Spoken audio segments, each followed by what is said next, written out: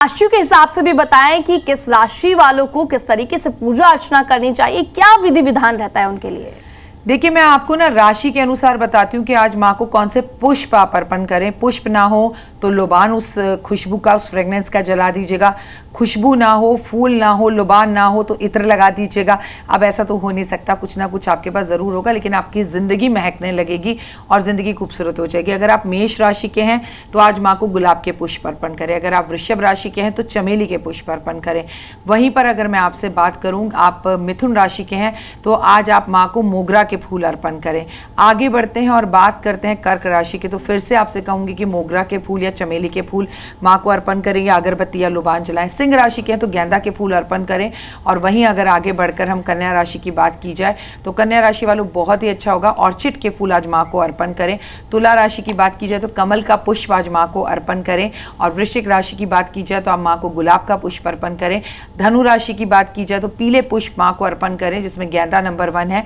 और अगर मैं आगे बढ़ूं और बात करूं मकर राशि वालों, तो मकर राशि वालों बहुत ही उत्तम होगा कि आज के दिन आप माता रानी को गेंदा और गुलाब दोनों के फूल अर्पण करें। कुंभ राशि वालों, आप माँ को आज कमल का पुष्प अर्पण जरूर करें। और मीन राशि वालों, आज आप माँ को गेंदा के फूल अर्पण करें, लेकिन उसमें ना आप अशोक की पत्तियां अगर जोड़ दें और मन से माँ के समक्ष बैठकर फूल अर्पण करें। कहते हैं जब हम माँ को हार चढ़ाते हैं ना, उनके गले में पुष्प माला अर्पण करते हैं, कहते हैं हम अपने आप को हार जाते हैं उसी टाइम उनके सामने, और हमारी जितनी भी हारें हैं वो जीत में बदलने लगती हैं। इसलिए अगर आपको नहीं पता तो ये पता होना चाहिए कि नवरात्रे में माँ को हार चढ़ाने का भी एक अपना ही विशेष महत्व है। और माँ को केवल पुष्पों का हार ही नहीं चढ़ता, माँ को जो है आप लौंग का हार चढ़ा सकते हैं, माँ को आप मखाने की माला का हार बनाकर चढ़ा सकते हैं, आप माँ को इलायची का जो है हार बनाकर अपने हाथों से चढ़ा सकते हैं।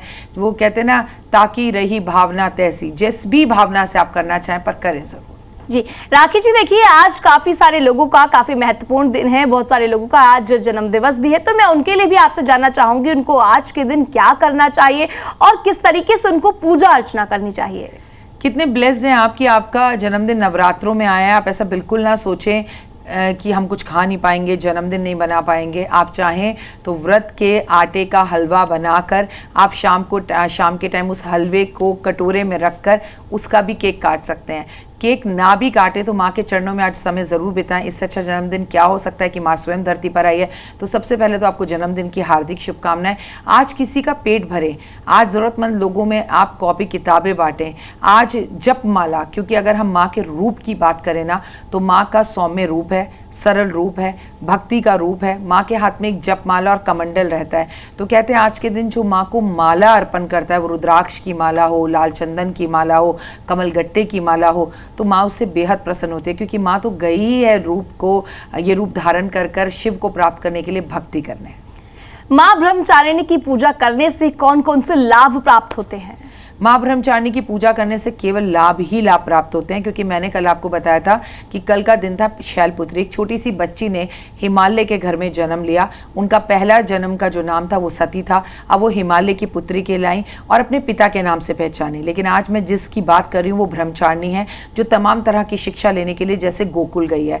उन्होंने नारद मुनि के कहने पर, उनके कहने पर शिक्षा प्राप्त करी कि मुझे अगर शिव को पति के रूप में प्राप्त करना है तो मुझे तपस्या करनी होगी। वो जंगल में गई, उन्होंने तपस्या करी। पहले उन्होंने फल खाए, फिर उन्होंने फल खाने भी छोड़ दिए, फिर उन्होंने बेलपत्र खाए, फिर उन्होंने बेलपत्र भी खाने छोड़ दिए, और उसके बाद उन्होंने धीरे धीरे जो है अपने आप को पूरी तरह से प्रभु के लिए रम लिया। कहते हैं भगवान ना इच्छा शक्ति देती हैं अगर माँ की आप पूजा करते हैं। आपको मैं बता दूं कि ब्रह्मचारिणी ऐसा आचरण करने वाली जो कि तपस्या कर रही है, तपस्या का आचरण करने वाली। तो आज जितने भी स्टूडेंट्स हैं जो पढ़ रहे हैं, मेडिकल की पढ़ाई कर रहे हैं, इंजीनियरिंग की पढ़ाई कर रहे हैं, या आप 6th 7th 8th क्लास में पढ़ते हैं, तो आपका भी यही वाला हाल है। आप भी आचरण कर रहे हैं पूजा का, आप भी आचरण कर रहे हैं सरस्वती माँ को प्राप्त करने का, यानी कि विद्या को प्राप्त करने का। तो आज का दिन स्टूडेंट्स के लिए बहुत अच्छा है। आज के दिन स्टूडेंट्स को माँ के दर्शन करने चाहिए और माँ से कहना चाहिए कि हे माँ, जैसे तुम में शक्ति थी शिव को प्राप्त करने के लिए, जैसे तुमने तपस्या करी, ऐसी तपस्या, ऐसा कार्य हमारा भी सिद्ध हो और हम पढ़ाई में आगे बढ़ सके। तो माँ आपको वैभव, यश, मान, सम्मान, प्रतिष्ठा और सबसे बड़ी बात विद्या और आपकी दृढ़ निश्चय की शक्ति को बढ़ाती है। आज के दिन जो भक्त साधना और व्रत रखते हैं, मैं उनके बारे में जानना चाहूंगी कि उनके जो ये दिन है ज्यादा महत्वपूर्ण रहते हैं उन दिनों के जो मुकाबले हम देखा जाए, और फलदायी ज्यादा रहते हैं क्या? आपके आसपास ना एक इतनी बड़ी पावर होती है, डिवाइन पावर, आप उसे महसूस कर सकते हैं इस वक्त जब माँ धरती पर होती है। देखिए, महिलाएं सुबह उठ रही हैं, बच्चों को भी स्कूल भेज रही हैं, व्रत भी रख रही हैं, माँ की भक्ति भी कर रही हैं, दुर्गा सप्तशती, दुर्गा कवच भी पढ़ रही हैं। उसके बाद मंगलवार आ जाता है, सुंदरकांड भी कर रही हैं, फिर कीर्तन में भी जा रही हैं, फिर शाम को व्रत का खाना अलग बना रही हैं, नॉर्मल खाना अलग बना रही हैं। तो देश की इस वक्त हर महिला में एक अलग सी ऊर्जा और एक शक्ति होती है, और माँ को बेटे तो बड़े ही प्यारे होते हैं, ये कहने की ज़रूरत नहीं है। तो आपको मैं बता दूं कि माँ आपको एक अलग तरह की शक्ति और भक्ति देती है। आपका मन इस वक्त रमणा होता है। आप जब पूजा कर रही हैं, आप जब व्रत रख रही हैं इतने अच्छे, तो किसी की निंदा करने से बचें। किसी में क्या कमी है? ऐसा कौन इंसान है जिसमें कमी नहीं है? इंसान कमियों का पुतला है, और ऐसे लोगों से भी दूर रहें जो दूसरों की निंदा करें। आपके ये 9 दिन लोगों पर वेस्ट करने के नहीं हैं, आपके ये 9 दिन भक्ति के हैं, अच्छे आचरण के हैं, पूजा पाठ के हैं, आराधना के हैं। तो वो कीजिए, और आप महसूस करेंगे कि आपके पास कोई एनर्जी जरूर है। देखिए, आज बात करें हम किसी विशेष राशि के लिए, आज का दिन काफी महत्वपूर्ण रहने वाला है क्या? देखिए, सभी राशियों के लिए जब माँ आती है ना, उसके 10 बच्चे होते हैं, हमारी 12 राशियां हैं। तो माँ के लिए ऐसा कभी नहीं होता कि मुझे ये बच्चा बहुत प्यारा है, माँ रोटी बनाएगी तो सबको खिलाएगी, और जिससे दूर होगी उसे खिला नहीं पाएगी, उसके लिए वो ज़्यादा तड़पेगी। तो आप 12 की 12 राशियों के लिए चीज़ें बहुत अच्छी हैं, लेकिन हाँ, कुछ चीज़ें आपके लिए महत्वपूर्ण हैं। जैसे अगर मैं कुंभ राशि की बात करूँ, मैं मीन राशि की बात करूँ, मैं मेष राशि की बात करूँ, मैं धनु राशि की बात करूँ, मैं सिंह राशि की बात करूँ, तो आप सभी राशियों पर शनि की साढ़सती या ढैया चल रही है। ऐसे में अगर आप माँ के करीब जाकर बैठते हैं, माँ का नाम लेते हैं, और जैसा कि मैंने कहा, ब्रह्मचारिणी माँ के हाथ में तब जप माला है, तो आज आप सबको क्या समझ में आ रहा है? आज कम से कम हमें 108 माला या कम से कम एक माला का जाप जरूर करना चाहिए, जिसमें आपको जो मंत्र आता है, आपके गुरु का मंत्र है वो बोलिए, या ओम ब्रह्मचारिणी नमः बोलिए, या ओम दुर्गाय नमः बोलिए, या जय माता दी बोलिए, या देवी सर्वभूतेषु शक्ति रूपेण संस्थिता नमस्तस्ते नमस्तस्ते नमस्तस्ते नमो नमः। तो भाई, जो आपको मंत्र जाप आता है, आज कम से कम एक माला जाप करें, तो आपके लिए, इन राशियों के लिए बहुत अच्छा हो सकता है।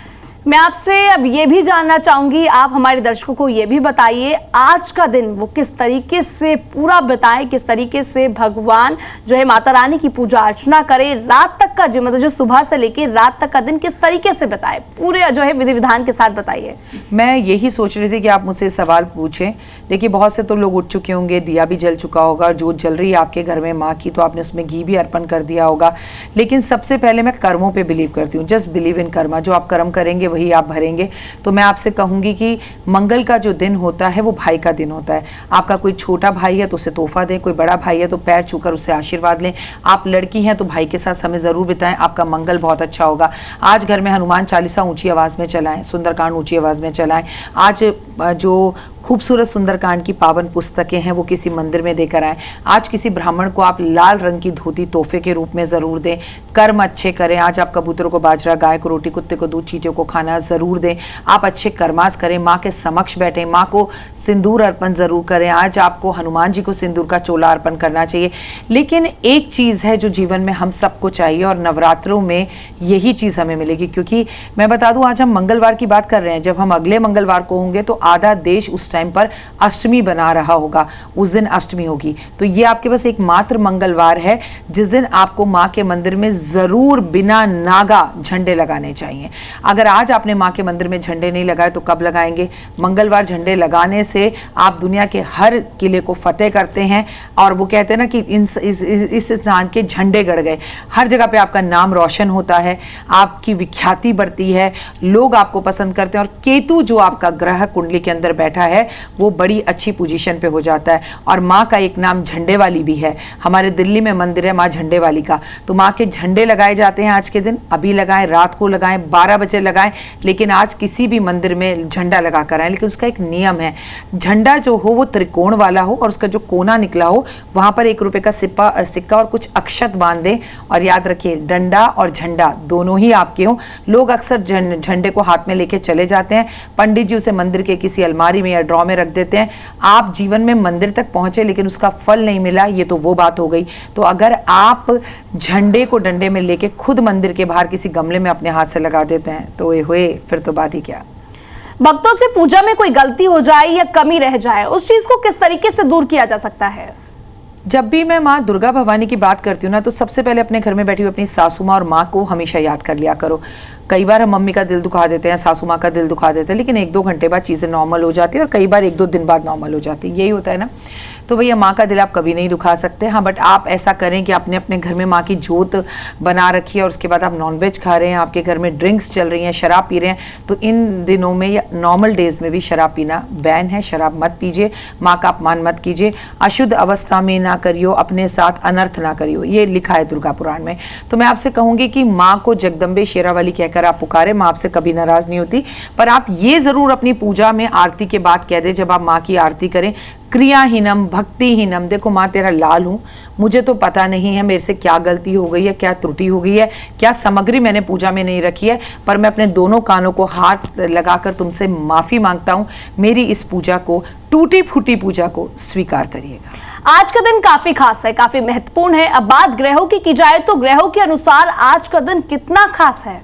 बहुत खास है आज का दिन। आज के दिन को अगर आप देख लिया जाए तो आज मंगलवार है और 2025 को देखा जाए बेटा तो मंगल का साल है ये। तो भाई मंगलवार वाला नवरात्रा ओए हुए। देखिए आज हम गणपति की पूजा करते हैं, आज हम भवानी की पूजा करते हैं, आज हम ब्रह्मचारिणी की पूजा कर रहे हैं, आज हम हनुमान जी की पूजा करते हैं, आज हम अपने घर व्यापार क्षेत्र की नज़र उतारते हैं। अब आपको कोई नज़र ना लगाए, आपकी माँ आपकी नज़र उतार लेती है, लेकिन क्या कभी आपने सोचा कि आपके घर में बैठे हुए मंदिर को भी नज़र लगती है? तो आज आप अपनी माँ की नज़र उतारे और 100 रुपये से नज़र उतारे कि मेरी माँ इतनी प्यारी लग रही है कि मैं तेरी नज़र उतार रही हूँ। 7 बार उनके सर पे से 100 रुपये 10 रुपये वार कर किसी ज़रूरतमंद व्यक्ति को दे दीजिए। इससे 2 बातें होंगी, एक तो मेरी मैया की नज़र उतर जाएगी, एक जिसको आप ये पैसे देंगे उसका भाग्य भी चमक जाएगा, एक आपके हाथ से दान भी हो जाएगा, अच्छा कर्म भी हो जाएगा। तो आज अपने घर व्यापार क्षेत्र बच्चे सबकी नज़र ज़रूर उतारें। आज बात करें विवाह और शिक्षा के लिए कोई विशेष समय है क्या? देखिए विवाह तो हो ही नहीं सकता, क्योंकि आपको मालूम है चतुर्मास चल रहा है। चतुर्मास में हमारे यहाँ कोई भी शुभ कार्य नहीं होता, ये महीना केवल भक्ति का होता है। लेकिन हाँ, आपकी शिक्षा के लिए अगर आप चाहते हैं आपको शिक्षा अच्छी मिले तो आज एक पेंसिल, एक रबड़, एक शॉर्पनर, जो भी आपकी पढ़ाई है उसकी कुछ किताबें माँ के चरणों में रखें, फिर इन चीज़ों का प्रयोग करें। और हाँ, आप चाहें तो किसी बच्ची को ये चीज़ें तोहफे के रूप में भी दे सकते हैं। और बात विवाह की, अगर आपका विवाह नहीं हो रहा तो मंगला गौरी की आज पूजा करें और माता को यानी कि माता पार्वती को आज आप श्रृंगार अर्पण कर जरूर आए। और एक नारियल में आप एक बत्ती रखकर मात्र और उसमें रोली और कपूर लगाकर आप माँ के मंदिर में दीपक जरूर जलाएं। लोगों का भला करें, सुहागनों को सुहाग का सामान तोहफे में दें, सुहागन महिलाओं के पैर छुएं और हर एक इंसान में, बुरे से बुरे इंसान में आप एक अच्छाई तो ढूंढने की कोशिश करें और अपने अंदर आप 100 बुराइयां ढूंढने की कोशिश करें। अपने फिल्टर खुद बनिए आप, जिंदगी खूबसूरत हो जाएगी। जिन लोगों को नौकरी की नीड है उनको किस तरीके से आज के दिन मां ब्रह्मचारिणी की पूजा अर्चना करनी चाहिए? 21 गोमती चक्र और 21 आपको आज के दिन कौड़ी लेके माँ के मंदिर में अर्पण करनी चाहिए। और ये माँ के मंदिर में पान के पत्ते पर रखें और माँ से हाथ जोड़कर कामना करें कि माँ मैं जॉबलेस हूँ और कुछ भी कर, मुझे 2 वक्त की रोटी तो दे, मेरी नौकरी लगा। लेकिन नौकरी लग जाए तो बॉस से झगड़ा मत करिएगा, क्योंकि अभी पीछे पीछे जो हमारे आपने देखा है सूर्य का जो ग्रहण गया है वो लोगों से दुश्मनी करवा रहा है, लोगों से लड़ाई करवा रहा है, बॉस के साथ झगड़ा हो सकता है और नौकरी जा सकते हैं। तो जिनको नौकरी है वो भी ज़्यादा बहसबाजी ना करें और अपनी नौकरी को बचाने के लिए ये वाला महा उपाय ज़रूर करें। अगर किसी कारण आप आज ना कर सकें तो इसे बाद में भी नवरात्रों में कभी भी कर सकते हैं। आज देखिए काफी विशेष दिन है। मैं बात करूं बाधाओं की तो बहुत सारे लोगों के जीवन में बहुत बाधाएं होती हैं और आज के दिन अगर पूजा करते हैं तो किस तरीके से बाधाएं दूर होंगी? आप अगर मन से सिर्फ माँ के आगे हाथ जोड़कर खड़े हो जाएंगे, लुबान का धुआं इत्र उन्हें अर्पण करेंगे, सिंदूर उन्हें अर्पण करेंगे, तो आप यकीन मानिए आपकी सारी बाधाएं दूर हो जाएंगी। लेकिन आप भगवान के करीब ही सिर्फ इसलिए जा रहे हैं कि अरे मुझे ये मिल जाए, अरे मुझे वो मिल जाए, अरे मेरी ये बाधा दूर हो जाए, तो ऐसे बाधाएं दूर नहीं होती हैं, क्योंकि भगवान भी भक्त की जो है ना भावना को जानता है बहुत अच्छे से। तो समर्पण की भावना से जाएं। और आपको क्या लगता है कि मंदिर की मूर्तियों में बैठी हुई माँ है क्या? नहीं, आपके घर में जो काम वाली काम भी कर रही है ना, उसमें भी एक माँ है। आपको मालूम है सबके घरों में इस वक्त पूजा पाठ चल रहा है, अगर वो आधा घंटा लेट आ रही है तो गुस्सा ना करें। माँ को तो आप कपूर लगा रहे हैं और माँ की आरती कर रहे हैं, घी का दिया जला रहे हैं, और अपने ही मंदिर घर में काम करने वाले लोगों के साथ आपका व्यवहार बुरा है, आप अच्छा व्यवहार नहीं कर रहे, अच्छे से उनसे बात नहीं कर रहे हैं, तो आपकी पूजा पाठ कभी काम नहीं आती। देखिए, किसी पर यूं उंगली उठाने से पहले हमेशा याद रखिए 3 उंगली आपकी तरफ भी आती है। माँ भी अपनी दुर्गा सप्तशती और दुर्गा कवच में यही कहती है कि सिद्ध कुंजिका का पाठ आप करें, सुने। बहुत से लोगों को ऐसा लगता है कि हमें सिद्ध कुंजिका का पाठ नहीं करना चाहिए या नहीं सुनना चाहिए। नवरात्रि में आपको दुर्गा चालीसा का पाठ जरूर करना चाहिए और बुराई करने वालों को दूर करना चाहिए और जोड़ने का काम करना चाहिए। राखी जी, मैं चाहूंगी जाते जाते आप भक्तों को एक छोटा सा संदेश दे दीजिए। जिंदगी बहुत खूबसूरत है और ये दोबारा नहीं मिलती है। हम मृत्यु लोक में है, मृत्यु निश्चित है। यहाँ राम आए तो गए, यहाँ श्याम आए तो गए। तो आप ये सोचिए कि इस बैंक का बैलेंस नहीं बढ़ाना है कि मेरे पास 5 लाख है, 10 लाख है, उस बैंक का बैलेंस बढ़ाना है, और ये 9 दिन वो बैलेंस बढ़ाने के लिए सबसे उत्तम है। तो लोगों को कॉम्प्लीमेंट दीजिए, लोगों के चेहरे पर हंसी लाइए। जी जी राखी जी, आप हमारे साथ जुड़े उसके लिए बहुत बहुत शुक्रिया। तो हमारे इस खास कार्यक्रम में इतना ही। नमस्कार।